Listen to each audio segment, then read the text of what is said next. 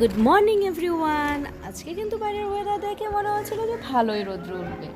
তো যাই হোক, ঘুম থেকে উঠে ফ্রেশ ট্রেশ হয়ে নেওয়ার পর মা আমাকে দিয়ে দিল ব্রেকফাস্ট, ছোলা ভাজা। তো খাওয়া দাওয়া কমপ্লিট করে আজকে মাকে অল্প হেল্প করে নিলাম। আজকের রান্নাটা আমি করে নিলাম। আজ বানালাম সয়াবিন তরকারি আর তার সাথে করে নিলাম মুসুর ডালের বড়া। আমাদের ঘরে রান্নাটা কিন্তু সকালেই হয়ে যায়, কারণ আমি ছাড়া আমাদের ঘরে সবাই ভাতই খায়।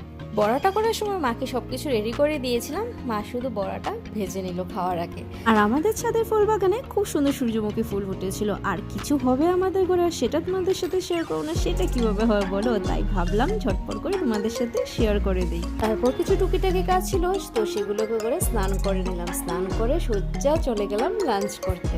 তোমাদেরকে একবার দেখিয়ে দিলাম যে আজকে লাঞ্চে কি কি ছিল। তো আমি আজকে লাঞ্চ করতে করতে ভিডিওটা এখানেই শেষ করছি। তোমাদের সাথে দেখা হচ্ছে নেক্সট অন্য কোনো ভিডিওতে।